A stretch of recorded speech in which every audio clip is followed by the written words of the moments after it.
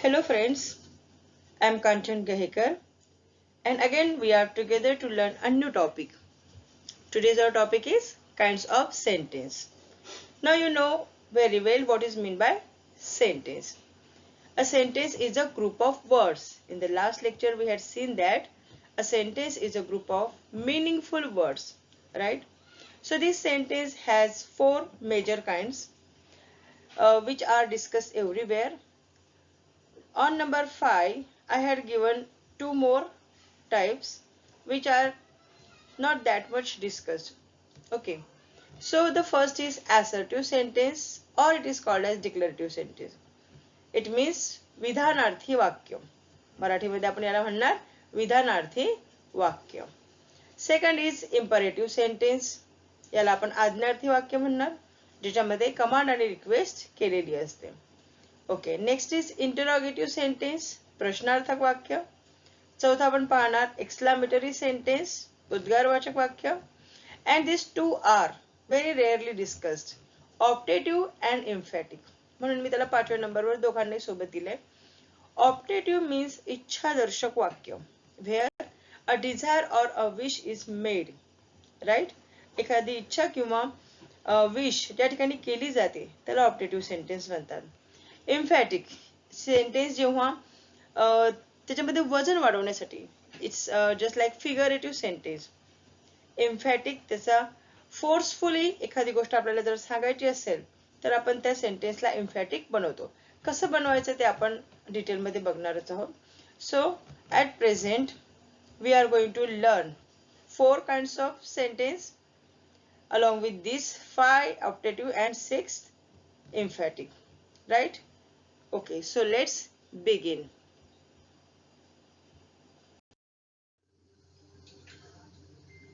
तर the very first comes here assertive sentence or declarative sentence. An assertive sentence is a plain statement. काय असतं assertive sentence? विधानार्थी वाक्य असते म्हणजे काय? तर assertive sentence is a plain statement. हे फक्त स्टेटमेंट केलेलं असतं. एक माहिती दिलेली असते. It gives information and declares facts. It gives information and declares facts. आपल्याला फक्त माहिती पुरवली जाते या स्टेटमेंट मधून. नॉर्मली सगळ्या आर्टिकल्स मध्ये न्यूजपेपर मध्ये आपल्याला बघायला मिळतात. हा सेंटेन्स प्रकार सगळीकडे जनरली वापरला जातो. आणि त्याला ओळखण्याचा एक सिम्बॉल जो आहे तो असा म्हणता येईल की it begins with subject and ends with full stop. Ends with full stop किंवा पिरियड सुद्धा याला म्हणतात. So it begins with subject. सब्जेक्टनी सुरुवात होईल वाक्याची आणि शेवट होईल त्याचा फुल स्टॉपने. याचा फॉर्म्युला जो आहे तो असा असेल subject plus verb plus object. Subject plus verb plus object. ह्याच्यामध्ये हेल्पिंग वर्ब पण असू शकते. हेल्पिंग वर्ब आला तर हेल्पिंग वर्ब प्लस वर्ब आणि मग object. Okay. So assertive sentence has two types. आता दोन प्रकार आहेत. एक आहे affirmative assertive आणि दुसरा आहे negative assertive. affirmative assertive म्हणजे ज्याच्यामध्ये आपल्याला पॉझिटिव्ह affirmative म्हणजेच काय पॉझिटिव्ह सेन्स ज्या assertive sentence मधून मिळतो तो आहे आपला affirmative sentence आणि ज्याच्यामध्ये नेगेटिव्ह सेन्स असतो तो आहे नेगेटिव्ह सेंटेन्स. फॉर एक्झाम्पल पहा आय टीच इंग्लिश. मी इंग्लिश शिकवते. Yes the sentence is positive. I write a letter. मी पत्र लिहिते. Again the sentence is positive आणि म्हणून त्याला अफर्मेटिव्ह असर्टिव्ह असं म्हटलं जातं. Second is negative assertive. I don't teach Spanish. आता मी इंग्लिश शिकवते म्हटल्यावर मी स्पॅनिश नाही शिकवत. नाही येत मला. So I don't teach. This one don't teach. I don't teach Spanish. I don't write letter. मी पत्र नाही लिहित. मी पत्र नाही लिहित. So this don't shows that the sentence is negative and so it is called as negative assertive. It is called as negative assertive. पहा affirmative assertive आणि negative assertive असे assertive sentence चे दोन प्रकार पडतात. assertive sentence म्हणजे काय म्हटलं आपण? assertive sentence एक plain statement असते. It gives information and declares facts or things. Right? It begins with subject and ends with full stop. अगदी सोपं आहे. सुरुवात होणार सब्जेक्टनी आणि फुल स्टॉपनी होणार त्याचा एंड. ओके.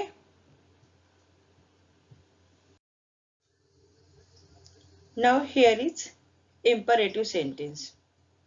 Imperative sentence ज्याला आपण मराठीमध्ये म्हणतो आज्ञार्थी वाक्य. Okay. A sentence that expresses a command or a request. बा बोल्ड लेटर मध्ये लिहिलंय मी. Expresses a command or a request. एक सेंटेन्स ज्यातून आपल्याला कमांड किंवा रिक्वेस्ट चा भाव निर्माण होतो. कमांड दिली जाते किंवा रिक्वेस्ट केली जाते, विनंती केली जाते, असं सेंटेन्स म्हणजे imperative sentence. It begins with a verb and ends with a full stop. What is the difference between imperative and assertive sentence? Assertive sentence begins with subject, but here imperative sentence begins with verb, right? And ends with a full stop. हे वाक्य सुद्धा फुल stop ने संपतं, but start कशाने होतं हे verb ने. अगदी सोपी खूण आहे, सोपा सिंबल आहे लक्षात ठेवण्यासारखा की जे सेंटेन्स वर्ब ने सुरू होते, क्रियापदाने सुरू होते, त्याला आपण म्हणणार इम्परेटिव्ह सेंटेन्स. ह्याचे पण दोन प्रकार आहेत, पॉझिटिव्ह इम्परेटिव्ह आणि निगेटिव्ह इम्परेटिव्ह. पॉझिटिव्ह मध्ये एक काम करायचं, प्रत्येक प्रकार ग्रामरचा जो काही नवीन टॉपिक आपल्याला मिळतो त्या एका प्रकारासोबत एक उदाहरण नेहमीसाठी लक्षात ठेवायचं. फॉर एक्झाम्पल जर मला इम्परेटिव्ह सेंटेन्स म्हटलं तर माझ्या डोळ्यासमोर दोन वाक्य येणार, ओपन द डोअर आणि डोंट ओपन द डोअर. म्हणजेच एक्झाम्पल म्हणून जे मी लक्षात ठेवलं त्याच्यावरून मला स्ट्रक्चर पण ठरवता येतं. बघा, open the door positive imperative, दरवाजा उघड. Okay, the sentence started with verb ने सुरू झालेला आहे आणि मी काय बोलली, open the door. Okay, imperative सेंटेन्सचा करता कोण असतो, सब्जेक्ट कोण असतो. The subject of imperative sentence is always you who is considered, जो की कन्सिडर केलेला असतो, राईट. आणि म्हणून आपण इथे लिहत नाही की you open the door, you give me a glass of water, असं नाही लिहत आपण म्हणतो direct open the door. So do one thing की एक प्रकार बघायचा ग्रामरचा कुठलाही एक आणि त्या प्रकारासोबत एक एक्झाम्पल लक्षात ठेवायचं. Okay, so here are two sub kinds, imperative सेंटेन्सचे काइंड्स ज्याला आपण म्हणू. तर एक आहे पॉझिटिव्ह, दुसरा नेगेटिव्ह. पॉझिटिव्हचे एक्झाम्पल ओपन द डोअर आणि नेगेटिव्हचं don't open the door. So here we will take two more examples. Give me a glass of water please or get out of my office. बरोबर आहे, it started with verb, give, get out, like that. Negative मध्ये don't open the door, don't make noise, don't go out. So it will start with don't, do plus not. आता मला सांगा की negative imperative हे don't नीच का सुरू होणार, डझंट नी का सुरू नाही होणार. डोंट नी सुरू होण्याचं रिझन असं आहे कारण इथे काय येणार, यू येणार. You don't open the door. यूच्या पुढे आपण डू चा कुठला फॉर्म लावतो प्रेझेंट टेन्स मध्ये, यूच्या पुढे लावतो आपण do. If you remember, I, we, you, he, she, it, they असा एक कॉलम आपण बनवला होता पहिल्या व्हिडिओमध्ये. तर त्याच्या पुढे आपण डू, डज, डीड कसे वापरायचे ते शिकलो होतो. सो यूच्या पुढे वापरला जाणार डू आणि म्हणून त्याला नॉट लावलेला आहे आणि बनवला आहे negative imperative. Don't open the door, don't make noise, don't go out.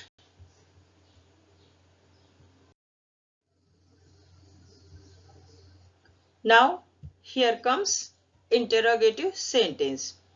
Interrogative sentence means प्रश्नार्थक वाक्य. A sentence that interrogates or asks a question is an interrogative sentence. Interrogative sentence म्हणजे काय की जो प्रश्न विचारतो, जो चौकशी करतो, इन्क्वायरी करतो, असं जे वाक्य आहे ते वाक्य म्हणजे होतं interrogative sentence. It ends with a question mark. अगदी सोपं आहे, फुल स्टॉप ने एंड होणार नाही, हे वाक्य एंड होणार क्वेश्चन मार्कने. क्वेश्चन मार्क दिसला की आपण ओळखून घ्यायचं आहे की it is interrogative sentence. It has two types, दोन प्रकार आहेत. पहिला आहे WH और HW क्वेश्चन. हा समजून घेणार आपण नेक्स्ट स्लाइड मध्ये घेणार. WH और HW question. Now what does it mean? It begins with what, when, who, where, why, whose, whom, how, how much, how many, how far and how long, etc. काही राहिले असतील तर तुम्ही add करा त्याच्यामध्ये. तर WH म्हणजे व्हेन. बघा शब्द कसा तयार झालाय, WHEN. WHO म्हणून या शब्दांना WH वर्ड म्हणतात. आणि हे HW राईट. सो WH और HW क्वेश्चन हे सुरू होतात या सगळ्या शब्दांनी, राईट. आणि त्या प्रश्नांना आपण म्हणतो मग WH क्वेश्चन. याचं स्ट्रक्चर कसं असतं, WH word plus helping verb plus subject plus main verb. Now I will suggest you की काय करायचं तुम्ही, don't learn this formulas. Don't learn this formulas ever. हे फॉर्म्युले पाठ नका करू. काय करायचं, सोपी ट्रिक आहे. इंट्रोगेटिव्ह सेंटेन्स म्हटलं की दोन वाक्य लक्षात ठेवायची. एक, what is your name and are you listening to me. Suppose next slide मध्ये येणार असते. तर एक एक्झाम्पल आपण लक्षात ठेवायचं. एक्झाम्पल लक्षात ठेवलं की स्ट्रक्चर आपोआप आपल्याला लिहिता येणार. पाहता, what is your name, what काय आहे, WH वर्ड आहे. इज काय हेल्पिंग वर्ब आहे. युअर नेम सब्जेक्ट, बरोबर आहे. आता इथे मेन वर्ब नाही आले या वाक्यामध्ये, मेन वर्ब खालच्या वाक्यात आहे. पहा, why do you feel sorry. Why WH word, do helping verb, you subject, feel main verb. Feel sorry वाईट वाटणे, बरोबर ना. सो इंट्रोगेटिव्ह सेंटेन्सचा पहिला प्रकार आहे WH और HW questions, right. Okay friends, हा दुसरा प्रकार या ठिकाणी येतो आहे.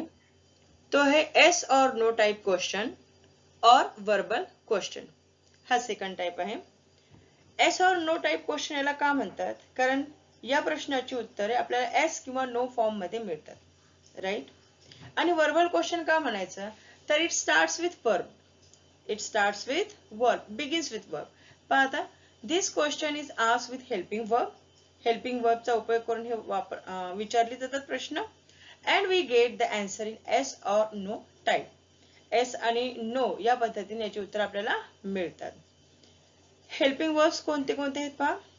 आपण शिकलो होतो to be forms, to have forms, to do forms आणि मॉडल ऑक्झिलरीज.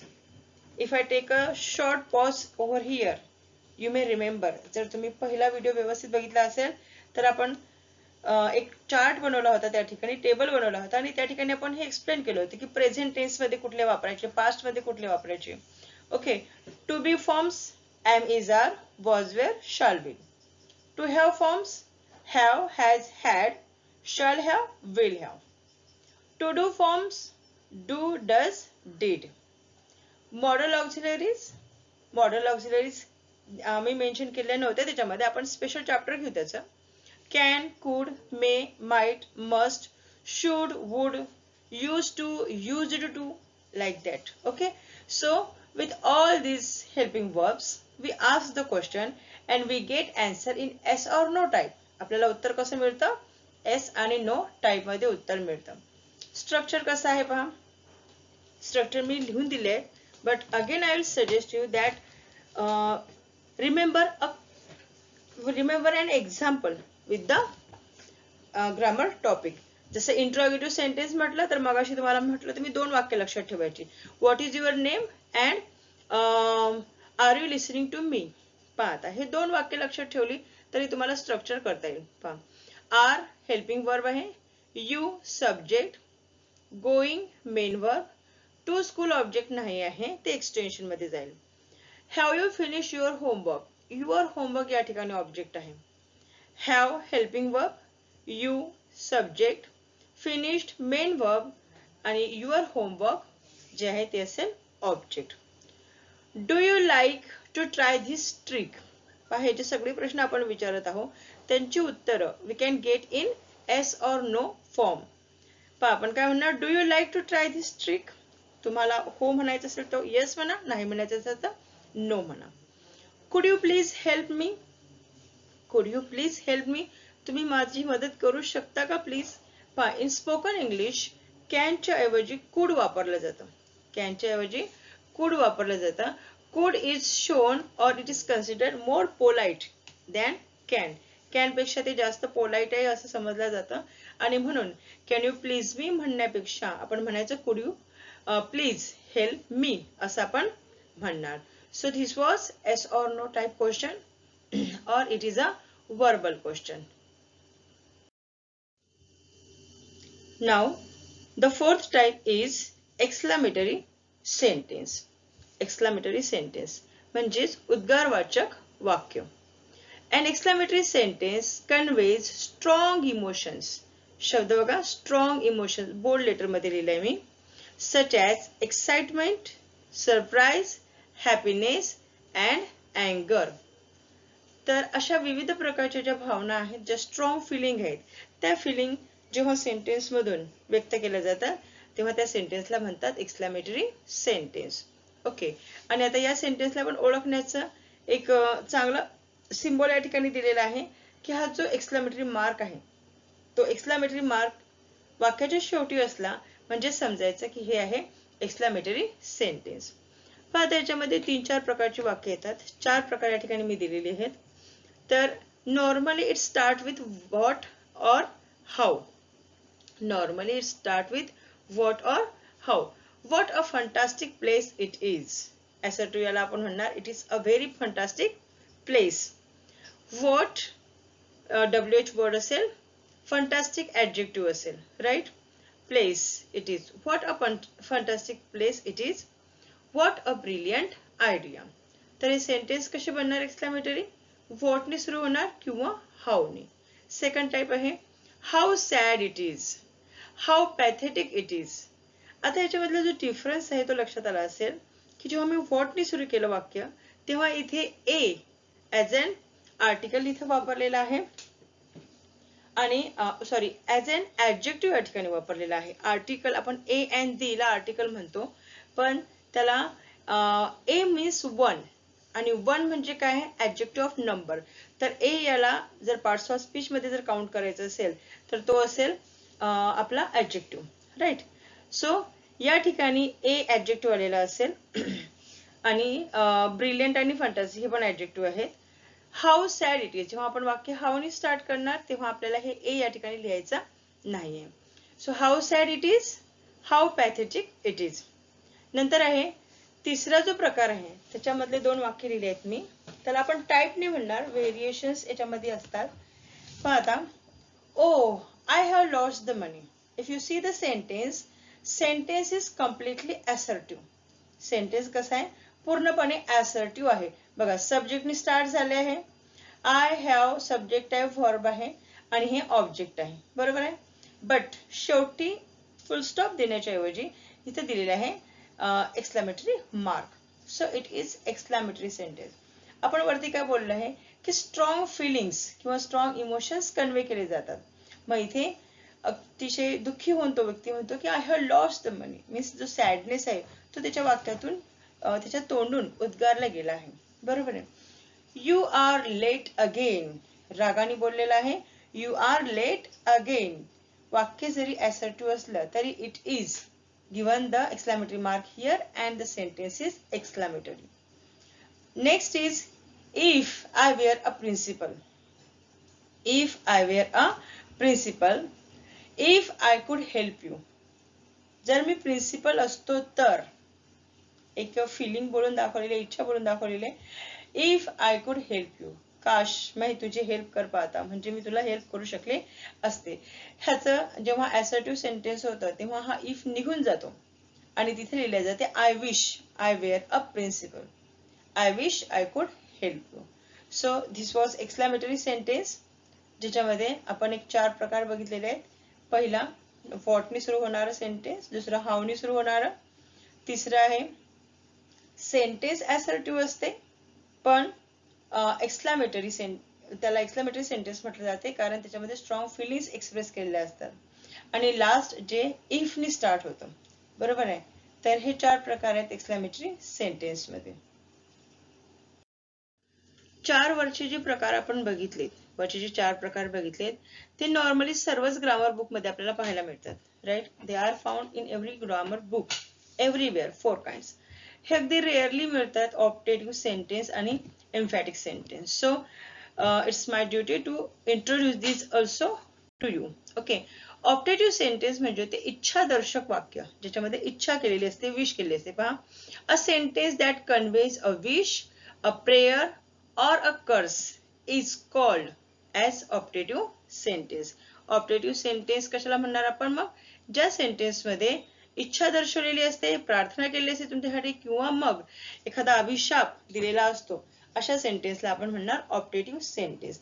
आता हा एक वेगळा पाचवा प्रकार बनवण्याचं रिझन आहे, कारण हा प्रकार पहा, if you see the examples you will find that this does not match to any type of the given above. Means we have discussed 4 types and this structure does not match to anyone. कोणालाही हे match होत नाहीये.